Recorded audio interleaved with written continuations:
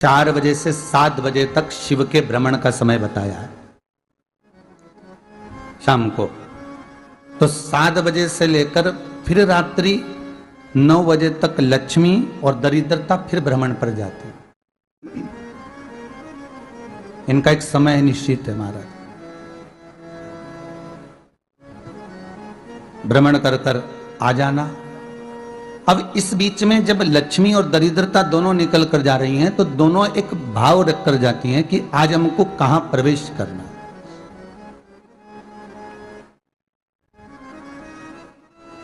आज हमें किस जगह पर प्रवेश करना है, आज हमें कहां पहुंचना है, आज हमें किस जगह जाना है।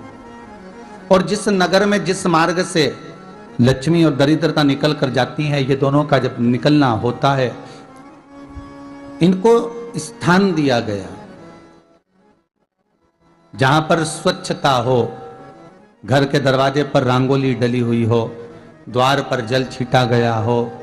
महाराज उस द्वार पर लक्ष्मी प्रवेश करती है तो दरिद्रता भी जाने लगती है अंदर। जब दरिद्रता अंदर जाने लगती है तो लक्ष्मी उसको रोक देती है, पहले मैं देखकर आती हूं कि तेरे लिए स्थान है कि नहीं है, तू यहां रुक।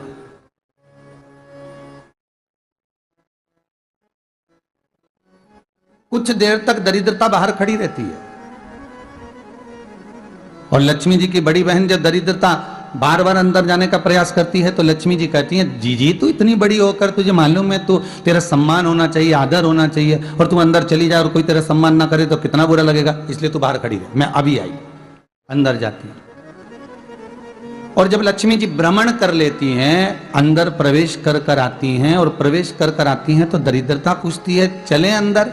तो लक्ष्मी जी कहती हैं, तुझे मालूम नहीं है क्या जीजी कि जिस घर में मैं प्रवेश कर जाती हूं उस घर में फिर दरिद्रता नहीं जा सकती, क्योंकि ये तेरा वचन था,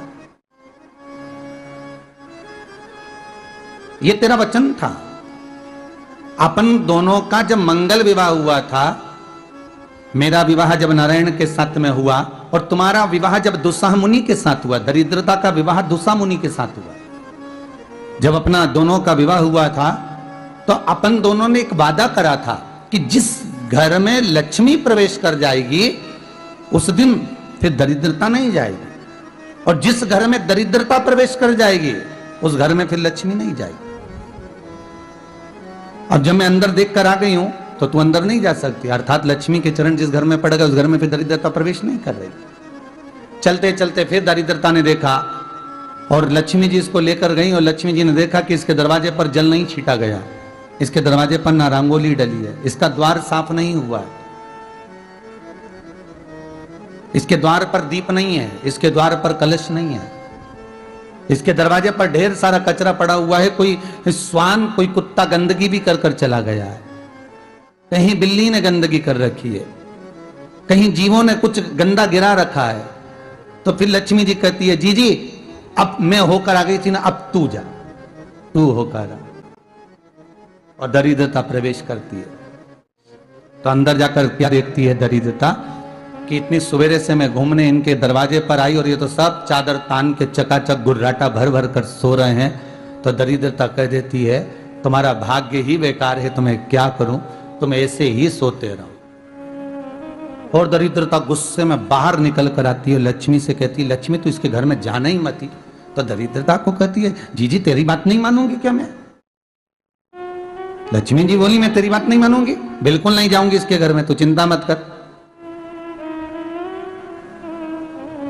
चल आगे चले। फिर आगे बढ़े। ये लक्ष्मी और दरिद्रता का प्रवेश।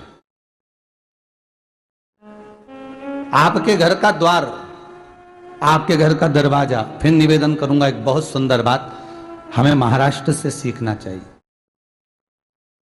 हमें साउथ से सीखना चाहिए, दक्षिण से।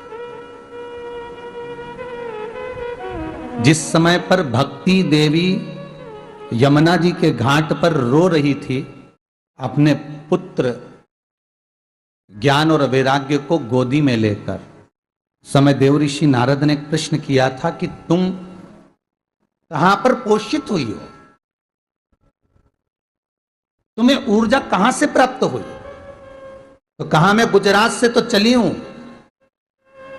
और वहां से चलती चलती भक्ति देवी कहती है, मैं बहुत दुखी होकर, बूढ़ी होकर, द्रवित होकर, बड़ी दुख में वहां से चलते चलते जब मैं महाराष्ट्र में पहुंची तो मैंने वहां जाकर देखा कि वहां पर लोग हर पल हर घड़ी ब्रह्म मुहूर्त में उठकर स्मरण करते हैं, नाम जाप करते हैं और दरवाजे पर जल छीट कर रंगोली डालते हैं।